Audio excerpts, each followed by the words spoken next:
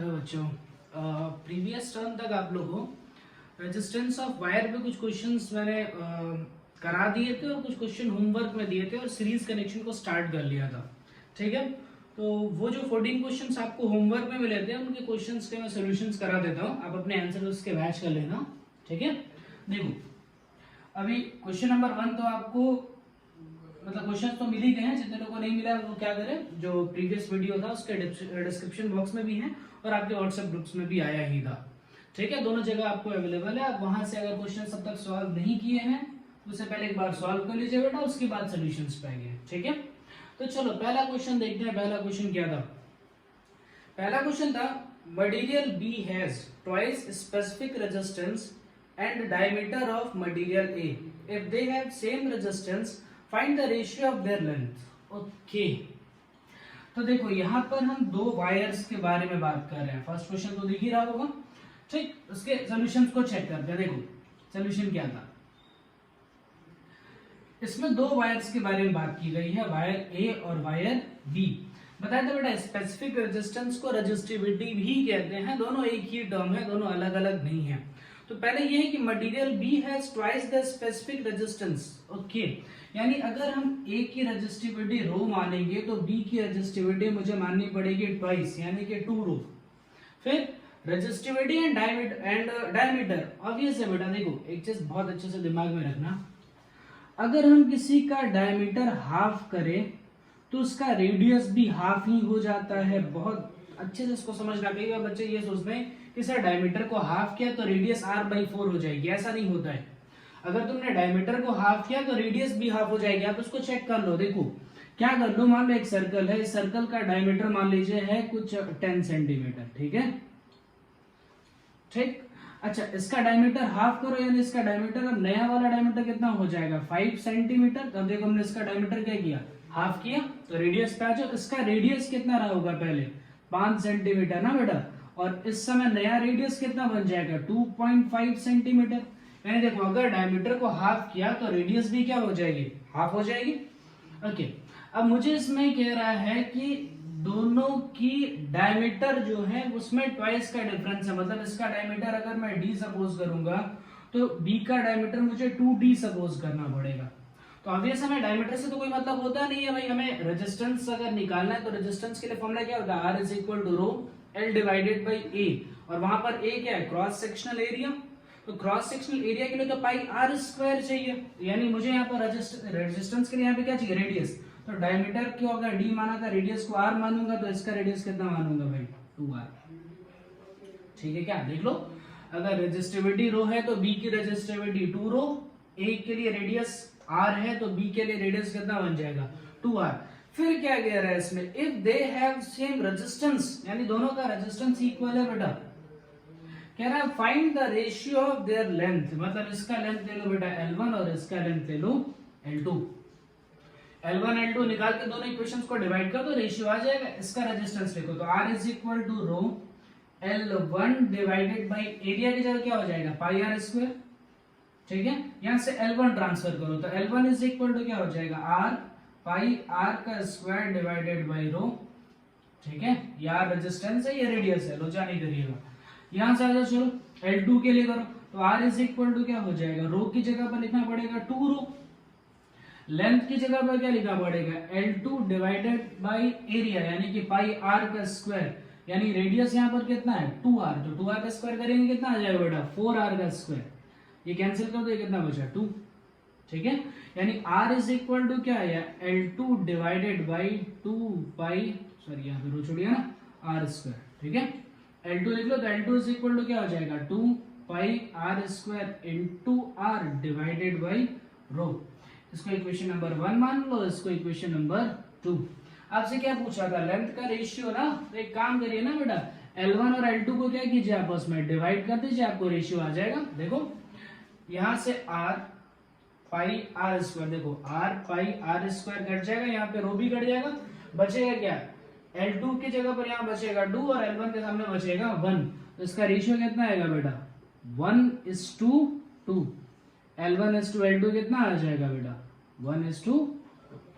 ठीक है, चलो पहला क्वेश्चन हो गया। ठीक है, सेकंड क्वेश्चन पे आते हैं। देखिए आपका सेकंड क्वेश्चन क्या कह रहा था, सेकेंड क्वेश्चन है wire is stretch to make its radius n times of original value, find new resistance of wire. ठीक, चलो सेकेंड क्वेश्चन हम देख लेते हैं। सेकेंड क्वेश्चन क्या था,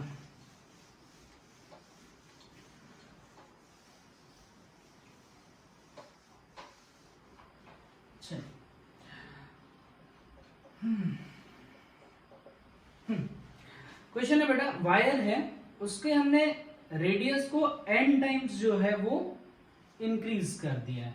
ठीक, ध्यान से सुनना, दो केस मैं इसमें बनाने जा रहा हूं। एक केस बनाने जा रहा हूं बेटा इनिशियल, और दूसरा केस बनाने जा रहा हूं फाइनल।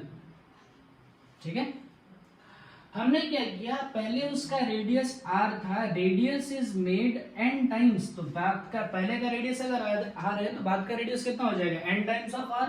यानी पहले का अगर मैं एरिया a लिखूं, वो क्या लिखोगे बेटा, पाई r का स्क्वायर आएगा ना।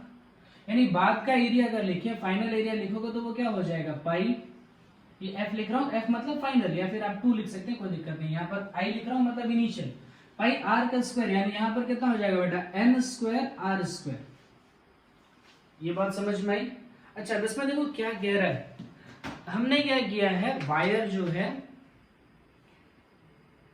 वायर को स्ट्रेच किया है, वो वर्ड ध्यान रखिएगा, वायर को स्ट्रेच किया गया, मतलब एरिया जिस फैक्टर से बदल रही है, एरिया देखो n स्क्वायर से बदल रहा है।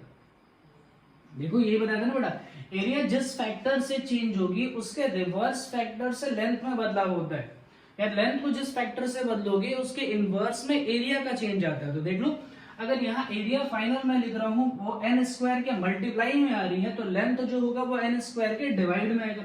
यानी अगर पहले की लेंथ में l लिखूंगा तो जो फाइनल वाली लेंथ आएगी वो लेंथ आएगी l डिवाइडेड बाई n का स्क्वायर। ये हमने वॉल्यूम कंजर्वेशन में सीखा था बेटा।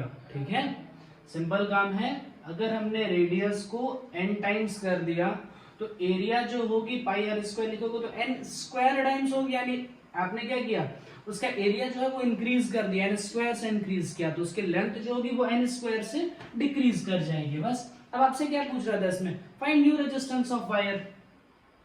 तो चलो इसका रेजिस्टेंस लिखो, तो R इनिशियल लिखोगे क्या हो जाएगा बेटा, rho L divided by area का स्क्वायर यानी pi R square. Resistance final लिखिए, तो R is equal to rho, L की जगह कितना हो जाएगा, L divided by n square, और एरिया की जगह क्या डालोगे, pi n square R square. ठीक है, इसको इक्वेशन नंबर 2 बना दो, इसको इक्वेशन नंबर 1 ले लो। अब क्या कर दो, R इनिशियल को R फाइनल से डिवाइड कर दीजिएगा। देखो rho L pi R square, rho L pi R square cancel हो जाएगा, तो यहां पर क्या बचेगा, देखो R फाइनल के लिए बचेगा, यहां पर बचेगा 1/n स्क्वायर। मैं कर देता हूं, देखो क्या करना है इसमें, R इनिशियल के लिए क्या हो जाएगा, rho L divided by pi R का स्क्वायर, और ये R फाइनल डिवाइड में, तो डिवाइड का साइन लगाओगे ना इसे, डिवाइड के लिए फिर ये टर्म लिखोगे, फिर ये जब डिवाइड मल्टीप्लाई में कन्वर्ट होगा तो ये रेसिप्रोकल हो जाएगा ना, ऊपर चला जाएगा, ऊपर होगा तो कितना हो जाएगा बेटा, n to the power 4 pi R का square divided by rho into L। देखो रो L का कैंसिल आउट हो गया, पाई R स्क्वायर कैंसिल हो गया, यानी R initial upon R final is equal to बना n टू दी पावर 4, यानी R final is equal to क्या बन गया बेटा, R फाइनल होगा तो n टू दी पावर 4 नीचे आ जाएगा, बनेगा R initial divided by n to the power 4, यानी जो आपका फाइनल रेजिस्टेंस आएगा वो इनिशियल रेजिस्टेंस के n to the power 4 times क्या आएगा, कम आ जाएगा। ठीक है, ये आपका सेकंड क्वेश्चन था। चलिए थर्ड क्वेश्चन की तरफ चलते हैं। थर्ड क्वेश्चन आपसे क्या कह रहा है, a piece of wire is redrawn by pulling it until its length is doubled। चल, इसका मतलब क्या किया हमने, एक वायर है बेटा, उस वायर को ड्रॉ किया, खींचा, स्ट्रेच किया, तो ऑब्वियसली यहाँ पर वॉल्यूम कंजर्वेशन आपको लगाना पड़ेगा। वॉल्यूम कंजर्वेशन लगाओगे तो क्या होगा, जिस फैक्टर से लेंथ में बदलाव करोगे उसके इनवर्स फैक्टर से एरिया में चेंज आता है। यही हमने उसका पूरा कंक्लूजन निकाला था। तो चलो इस क्वेश्चन को देख लेते हैं। A piece of wire is redrawn by pulling it until its length is doubled। यानी चलो मैं दो केस बना लेता हूं उसमें, इनिशियल और फाइनल। देखो स्ट्रेच करने से रजिस्टिविटी पे तो कोई फर्क नहीं पड़ती, मैंने सिखाया भी था रजिस्टिविटी नेचर ऑफ मटेरियल होता है वो फिक्स्ड होती है, स्पेसिफिक रेजिस्टेंस होता है वो बदलेगा नहीं। तो रजिस्टिविटी इनिशियल और फाइनल की दोनों की तो सेम ही है। हमने वायर को ड्रॉ किया और उसकी लेंथ को डबल किया, मतलब पहले की लेंथ L थी तो अब की लेंथ कितनी हो गई 2L। बताया था लेंथ जिस फैक्टर से चेंज होगा उसके इनवर्स फैक्टर से एरिया में बदलाव आएगा, यानी पहले क्या अगर एरिया A मानेंगे तो बाद वाली एरिया कितनी आ जाएगी A/2। ध्यान से सुनना, ये सब तभी लगाना जब स्ट्रेच बोला जाए, ठीक है, किसी वायर को स्ट्रेच या फिर मेल्टेड ऐसा कुछ टर्म्स यूज किए जाए तो ये चीज आप यूज करिएगा। अदरवाइज जब जितना इसे बोले कि लेंथ को कट किया गया है तो ये काम नहीं करिएगा, मतलब सिर्फ लेंथ में फिर बदलाव करेगा। कटिंग ऑफ वायर बढ़ा था और एक मेल्टिंग ऑफ वायर बढ़ा था, तो ये सब चीजें स्ट्रेचिंग मेल्टिंग में यूज करना है, कटिंग में यूज नहीं करना है। तो इसका रेजिस्टेंस लिखो, R इज इक्वल टू क्या हो जाएगा rho L divided by A। R ये इनिशियल हो गया, R फाइनल लिखो, तो R is equal to rho length की जगह क्या लिखना पड़ेगा 2L और एरिया की जगह A डिवाइडेड बाई 2, ठीक है, यानी ये हो जाएगा 4 times of rho L by A। ये हो गया रेजिस्टेंस फाइनल। बस दोनों को डिवाइड कर दो, R initial divided by R final करोगे तो रो L बाई A दोनों में है वो कट जाएगा, ठीक है, क्या बचेगा 1/4। तो R final is equal to क्या हो गया 4 टाइम्स ऑफ R इनिशियल। तो जो इनिशियल रेजिस्टेंस होगा फाइनल रेजिस्टेंस जो है वो इनिशियल की 4 टाइम्स इंक्रीमेंट में आपको मिलेंगे। चलो ये 3 क्वेश्चन हमने सॉल्व कर लिया, ठीक है। क्वेश्चन नंबर ये सॉरी लिख देता हूं, ये क्वेश्चन नंबर कौन सा था बेटा 3, ठीक है। चलिए moving back to question number 4, देखते हैं क्या है क्वेश्चन नंबर 4 में। चलो बेटा क्वेश्चन नंबर 4 आपसे क्या कह रहा था, a slab having dimension 20 meter, 2 meter and 1 meter made up of copper, a 5-volt battery is connected across its length, find current in wire। बहुत अच्छा क्वेश्चन, ध्यान से सुनना। हर एक क्वेश्चन आपको जो मिला है यहाँ पे बेटा वो एक डिफरेंट ही कॉन्सेप्ट पे बेस्ड है। क्वेश्चंस को जरा ध्यान से समझते चलिएगा, करते चलिएगा। देखिए ऐसे सोच लो बेटा, अगर एक वायर है और वो वायर जो है ना ऐसे क्यूबॉइड शेप में है, क्यूबॉइड शेप आप ऐसे सोचो, कुछ ऐसा ले लेते हैं, थोड़ा सा लंबा लगे आपको देखने में भी कुछ अच्छा, ठीक है, ऐसा क्यूबॉइड का शेप ले लो। इससे हो गया ये क्यूबॉइड शेप में क्या हुआ बेटा, अगर आपको विजुअलाइजेशन में दिक्कत हो रही है तो थोड़ा सा एक बार खुद बना के ट्राई करना, ठीक है। ये तो क्यूबॉइड की लेंथ होगी, ठीक, एक विड्थ होगी, एक हाइट होगा, मतलब ये जो एरिया देख रहे हो ना ये पूरा दिख रहा है, ये थोड़ा विजुअलाइज करिए।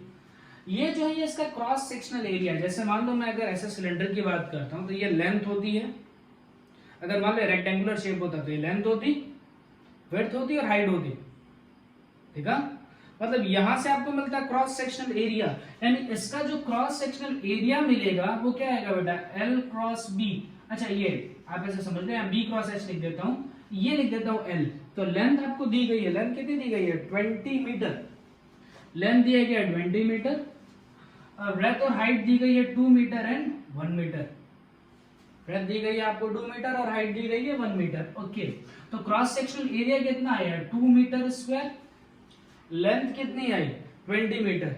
अच्छा फिर कह रहा है it is made up of copper, यानी आपको रजिस्टिविटी जो यूज करनी है वो किसकी यूज करनी है, कॉपर की। तो एक काम करिएगा, अगर आपको न्यूमेरिकल वैल्यूज चाहिए तो जो आपको टेबल है उसमें टेबल नंबर 12.2 है, वहां से आपको कॉपर की रजिस्टिविटी मिल जाएगी, शायद 1.62 इंटू 10 टू दी पावर -8 में आएगी या 1.6 होगी, ठीक है। हम क्या करना 1.6 यूज कर लेना, कैलकुलेशन थोड़ा सा सिंपल हो जाएगा, ओके।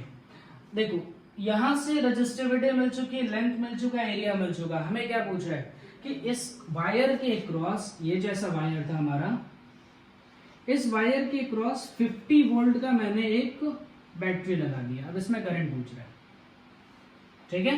तो 50 वोल्ट की जो बैटरी है उसमें आपको 50 वोल्ट की बैटरी लगाने के बाद जो करंट निकालना है उसके लिए सबसे पहले इसका रेजिस्टेंस चाहिए।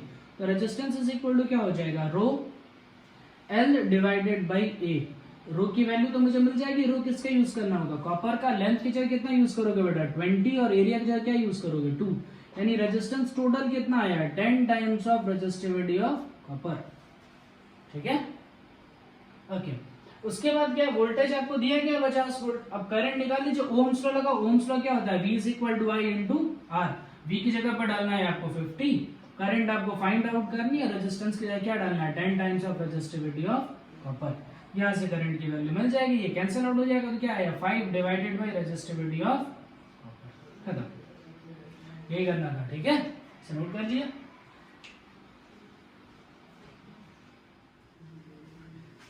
इस क्वेश्चन का इंपॉर्टेंस तो आपको समझ में आ ही गया होगा। एक्चुअली में ये आपको बताने की कोशिश थी कि बेटा कि मैं रेजिस्टेंस आपको कैलकुलेट करा करके उस फॉर्मूले में कहीं ना कहीं ओम्स लॉ का यूज करा सकता हूँ। तो फिजिक्स में जब हम क्वेश्चंस को सॉल्व करते हैं तो कुछ चीजों का बहुत ध्यान रखिए। फिजिक्स में जो क्वेश्चंस हम सॉल्व करते हैं एक्चुअल में क्या होता है, उस क्वेश्चन को छोटे छोटे पार्ट्स में डिवाइड करके सॉल्व करना चाहिए। एक ही बार आप पूरे क्वेश्चन को विजुअलाइज करके सॉल्व करने की कोशिश करिएगा तो आप उस क्वेश्चन को सॉल्व नहीं कर पाएंगे। क्वेश्चन को छोटे छोटे पार्ट्स में डिवाइड करो, देन आप उसको ट्राई करो, वो सॉल्व हो जाएगा छोटे छोटे पार्ट्स में करने के बाद। चलिए हम क्वेश्चंस में नेक्स्ट आते हैं। नेक्स्ट हमारा जो क्वेश्चन है वो ये है, to wires of same dimension but resistivity rho 1 and rho 2 are connected in series. Find the equivalent resistivity of the combination. बहुत अच्छे, ठीक है। ये नेक्स्ट क्वेश्चन है, क्वेश्चन नंबर है बेटा हमारा क्वेश्चन नंबर 5। चलो नंबर सॉल्यूशन 5, इसको करते हैं। क्या कह रहा है कि दो वायर हैं having same dimension. Same dimension होने का मतलब क्या है, दोनों का क्रॉस सेक्शनल एरिया सेम है, दोनों की लेंथ सेम है, ठीक है, बट दोनों की जो रेजिस्टिविटी है वो अलग अलग है। इसकी रेजिस्टिविटी रो 1 है, इसकी रेजिस्टिविटी रो 2 है। क्या रहा बताओ इसकी इक्विवेलेंट रेजिस्टिविटी कितनी होगी। ध्यान से सुनना, इक्विवेलेंट रेजिस्टेंस का मतलब क्या होता है।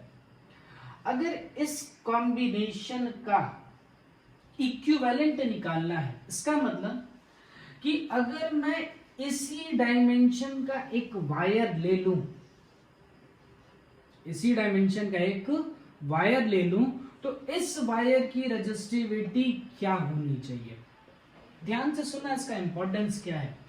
दोनों को सीरीज में कनेक्ट किया, इसकी लेंथ L है, इसकी लेंथ L है, तो इसकी लेंथ कितनी होगी। ये वाला जो जैसे इक्विवेलेंट का मतलब समझते हैं ना, जैसे दो लोग मिलकर के एक काम को कंप्लीट कर रहे हैं, एक बंदा अकेले उस काम को कंप्लीट कर दे रहा है, मतलब third person is equivalent to the combination of first person and second person. इसका मतलब यही होता है कि जो तीसरा बंदा है वो पहले और दूसरे की कॉम्बिनेशन मतलब दोनों की कंबाइंड इफेक्ट को प्रोवाइड कर रहा है।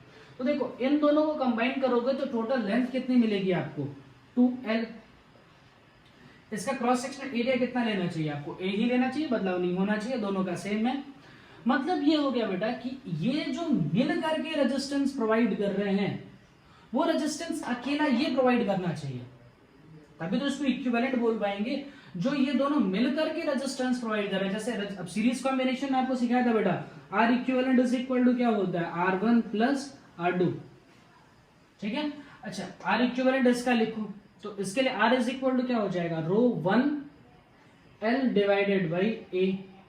ऐसे ही इसका लिखो बेटा, इसका लिखोगे तो क्या होगा plus rho 2 L divided by A। यहां से एक काम करिए L बाई A कॉमन लीजिए, क्या बचेगा रो 1 प्लस रो 2। यानी इन दोनों का मिलाकर के जो रेजिस्टेंस आया है वो रेजिस्टेंस ये आया। अब कह रहा हूं कि इसके इक्विवेलेंट में ये वायर है, मतलब क्या है दोनों मिलाकर के जो इफेक्ट दे रहे हैं वो इफेक्ट ये अकेला देना चाहिए।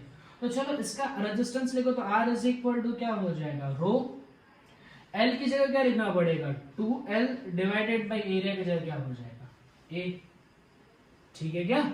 और ये रेजिस्टिविटी कौन सा लिखोगे बेटा, ये रेजिस्टिविटी कौन सी है इक्विवेलेंट, कौन सा में डिसाइड है वो वैल्यू। अच्छा दोनों का रेजिस्टेंस आपस में क्या होना चाहिए इक्वल, तो दोनों के रेजिस्टेंस को इक्वल डाल दीजिए, क्या कर दो रो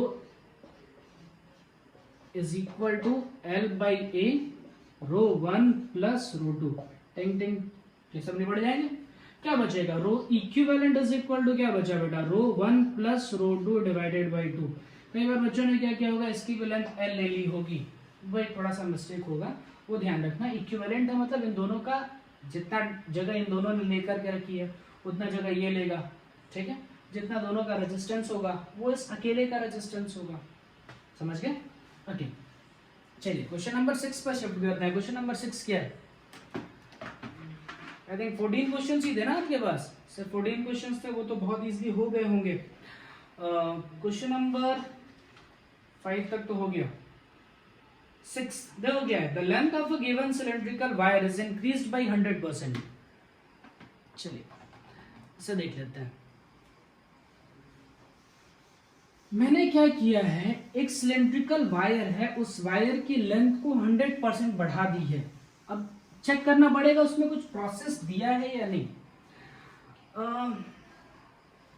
देखो, length of a given cylindrical wire is increase by 100% due to consequences decrease in the diameter, the change in resistance of wire value. अब देखो इसमें कह भी रहा है कि आपने जब ये लेंथ को बढ़ाया है तो इसके डायमीटर में डिक्रीज आया है, यानी कि अगर हम लेंथ को बढ़ा रहे हैं तो एरिया डिक्रीज हो रही है, मतलब प्रोसेस जो है वो मेल्टिंग है।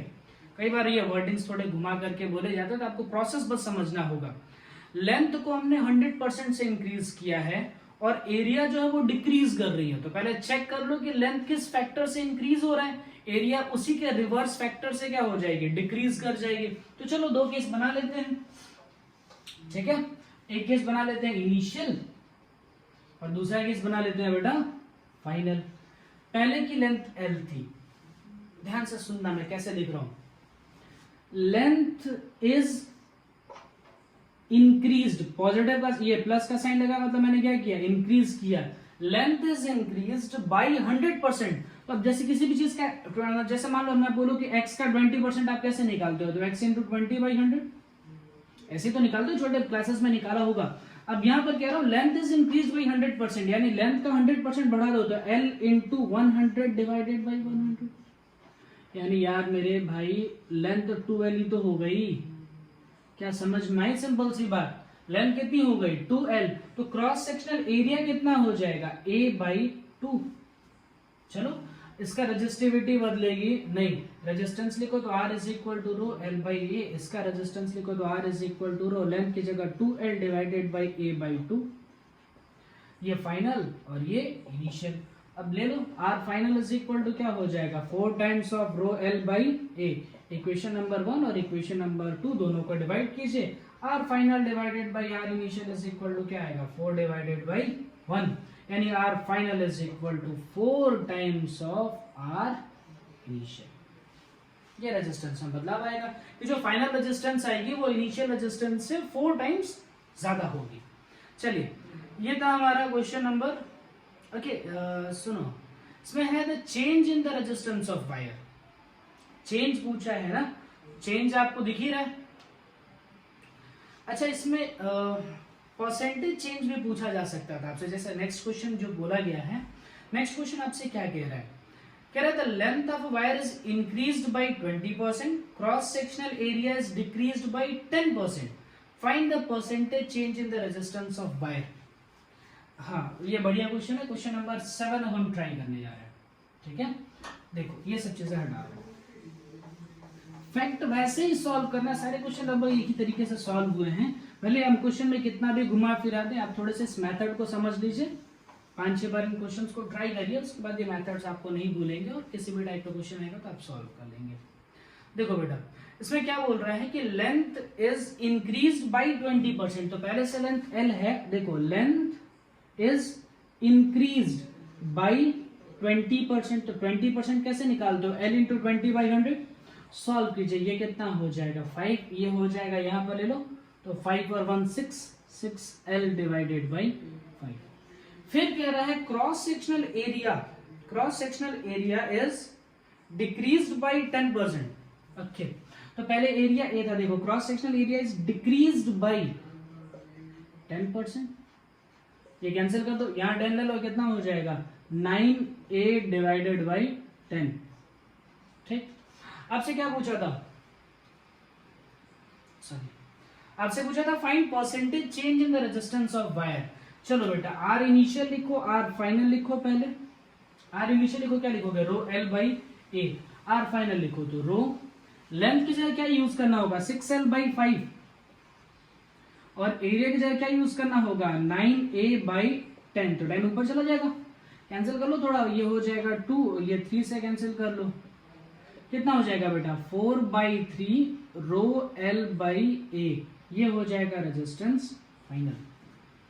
ठीक है, अच्छा, परसेंटेज चेंज के लिए आपको फॉर्मूला सिखाया था बेटा। परसेंटेज चेंज के लिए क्या फॉर्मूला सिखाया था? Change divided by initial value multiplied by 100, ये सिखाया था ना। Change divided by initial value multiplied by 100। एक काम करो, रो एल बाई यहाँ भी आ रहा है ना, रो एल बाई यहाँ भी आ रहा है ना, तो इसको ऐसा लिख दो, R final is equal to 4/3 times of R initial. ठीक है, बस अब वैल्यू रख दीजिए। चेंज का मतलब क्या होता है बेटा? Final minus initial divided by resistance का initial value multiplied by 100। R final की वैल्यू डाल दो, कितना हो जाएगा? 4/3 times of R initial minus R initial divided by R initial multiplied by 100। R initial common क्या है वो ले लेना, ऊपर से कॉमन लेके कैंसिल कर देना, तो ये बचेगा 4/3 माइनस 1 इंटू 100। 4/3 minus 1 into 100। इसे सॉल्व करो, ये कितना हो जाएगा? 1/3 यानी कितना आया? 100/3, लगभग 33.33% ऐसे चेंजेस आएंगे। ठीक है, बहुत प्यारा सा क्वेश्चन था, इसे नोट डाउन कर लीजिए। Moving to question number 8। Question number 8 कह रहा है the length of wire is increased by 10%, find the change in resistivity of wire. Okay, कोई चेंज नहीं होगा। क्वेश्चन नंबर 8 का आंसर है नो चेंज, क्योंकि रेजिस्टिविटी का मतलब क्या है? Specific resistance. स्पेसिफिक रेजिस्टेंस या कह सकते हो नेचर ऑफ मटेरियल, वो बदलेगा नहीं। जैसे कॉपर का वायर है, उसके लेंथ को खींचो, उसको दबा दो, मेल्ट कर दो, कुछ भी कर दो, मटेरियल तो कॉपर ही रहेगा, यानी उसके रेजिस्टिविटी में कोई बदलाव नहीं आएगा। ये थोड़ा सा दिमाग लगाने वाला क्वेश्चन था। लेंथ में भले आप चेंजेस कीजिए, लेकिन रेजिस्टिविटी में चेंज नहीं आता। हाँ, रेजिस्टेंस में बदलाव आता है, रेजिस्टिविटी में नहीं आता। एक्चुअल में जो रेजिस्टेंस होता है ये होता है प्रॉपर्टी ऑफ अ वायर, एक वायर की प्रॉपर्टी होती है, लेकिन जो रेजिस्टिविटी होती है ये होता है नेचर ऑफ मटेरियल। ठीक है, इसका मतलब नेचर ऑफ मटेरियल जो होगा उसमें कोई बदलाव नहीं आएगा, रेजिस्टिविटी में कोई बदलाव नहीं आएगा। लेंथ को आप इंक्रीज करिए डिक्रीज करिए, इससे कोई फर्क नहीं पड़ता। चलो नेक्स्ट क्वेश्चन नंबर 8 पे आते हैं। क्वेश्चन नंबर 8 क्या कह रहा है? अच्छा, बहुत अच्छा क्वेश्चन किया।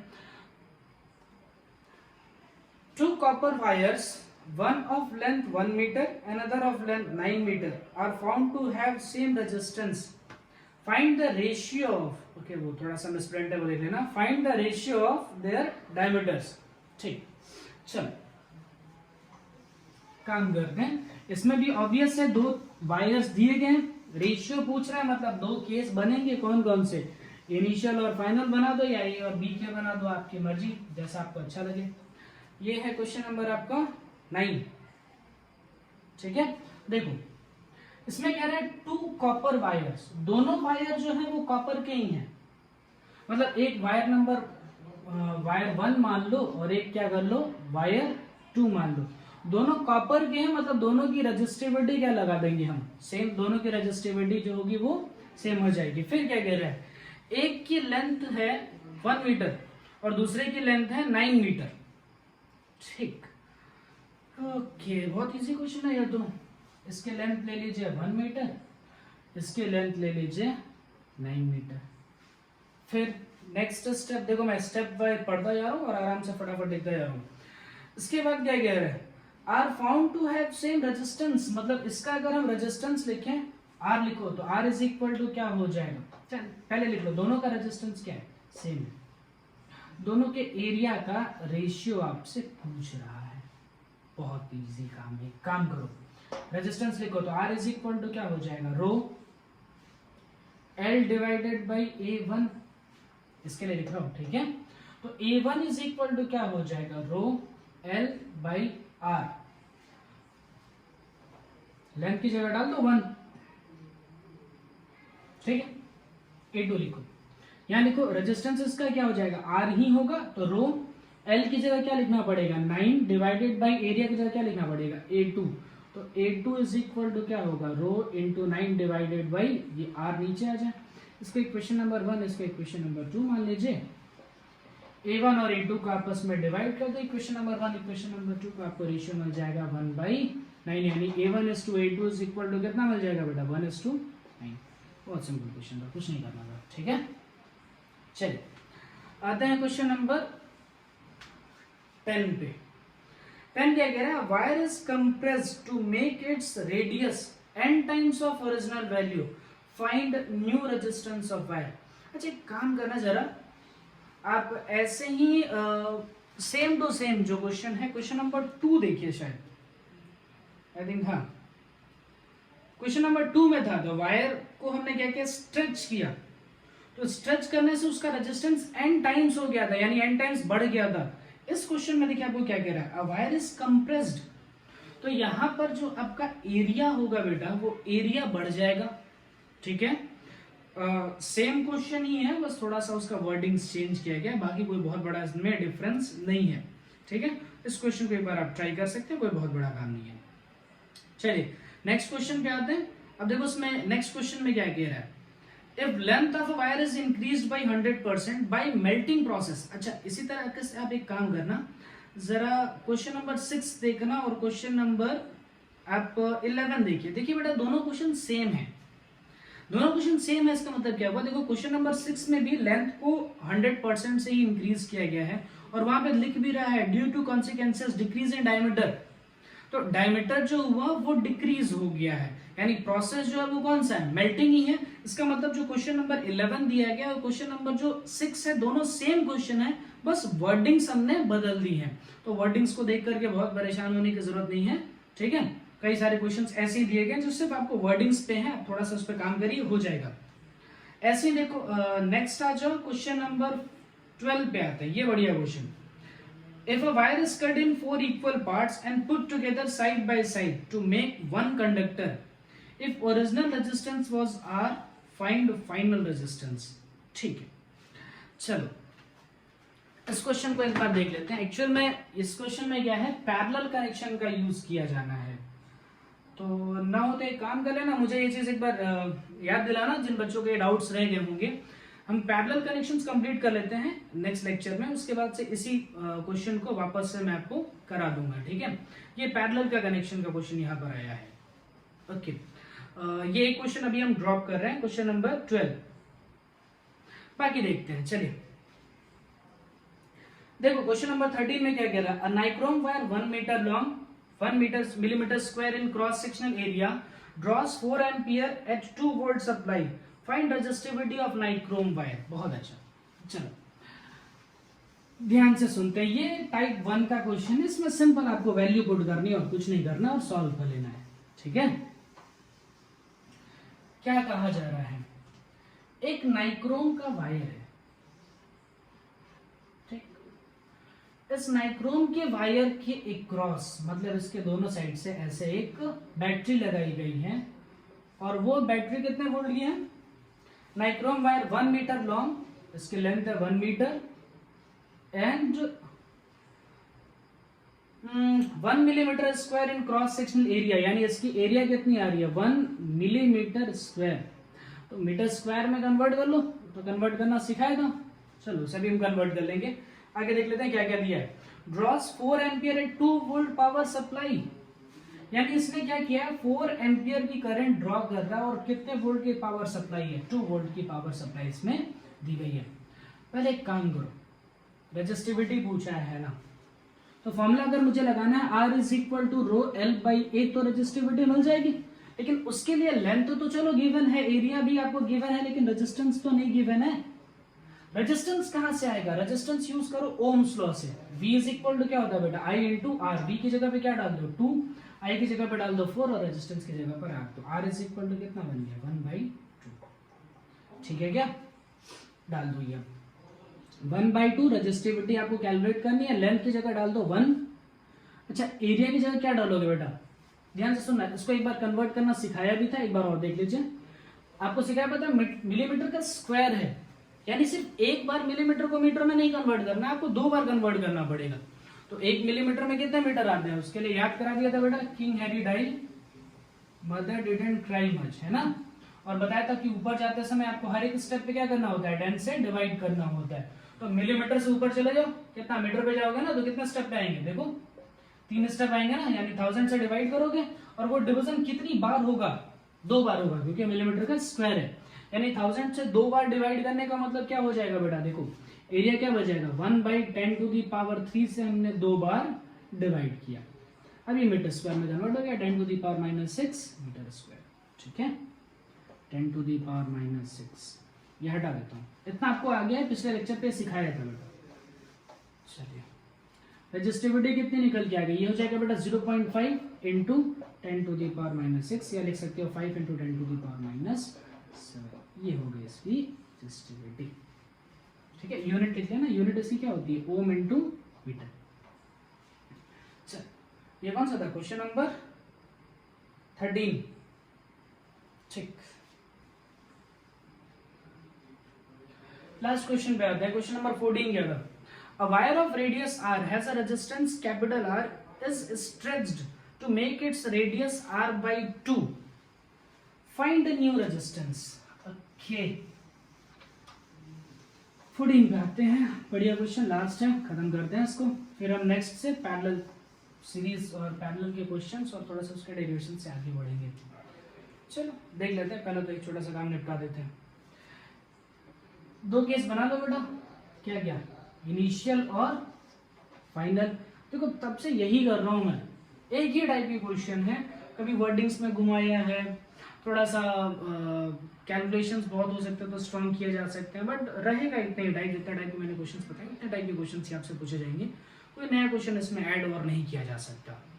ठीक है, इतना कर लो, बहुत सफिशिएंट है। कह रहा है wire of radius R has a resistance capital R, मतलब अगर इसका रेडियस आर है तो इसका रेजिस्टेंस है कैपिटल आर। फिर क्या कह रहा है, इसको स्ट्रेच किया, खींचा, तो खींचने से क्या होता है, पतला होगा वायर, वायर पतला हुआ तो कह रहा है कि इसका जो रेडियस था वो हो गया r/2। तो कह रहा है बताओ इसका फाइनल रेजिस्टेंस, न्यू रेजिस्टेंस कितना होगा। ध्यान रखिए बेटा, रेजिस्टेंस ही पूछा है, आर फाइनल आपसे पूछ रहा है, तो ऑब्वियस है वो आर इनिशियल के टर्म्स में आना चाहिए। चलिए एरिया लिखो, एरिया कितना हो जाएगा πr², इसका एरिया लिखो, तो area is equal to πr²/4, क्योंकि r/2 है ना बेटा, यानी अगर पहले का एरिया a था तो नया एरिया a/4 है। ध्यान से देखो, पहले का एरिया था πr², अभी का एरिया है πr² डिवाइडेड बाई 4, यानी पहले का एरिया अगर मैं a लिखूंगा तो बाद का एरिया लिखूंगा a/4, ये फाइनल एरिया है बेटा, ये वाला कौन सा इनिशियल एरिया। क्या ये बात समझ में आई।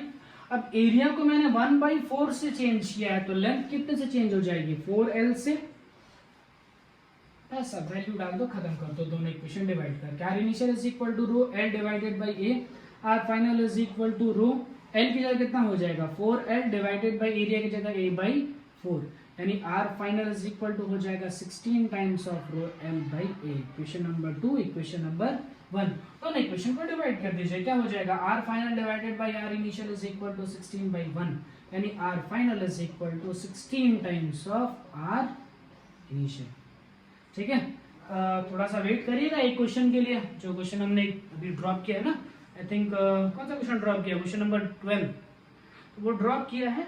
जैसे ही पैरेलल कनेक्शन कंप्लीट होता है वो भी क्वेश्चन मैं कंप्लीट करा दूंगा। ठीक है, चलिए आज का सेशन यहीं पर कंप्लीट करते हैं, नेक्स्ट हम पैरेलल सर्किट्स को स्टार्ट कर देंगे।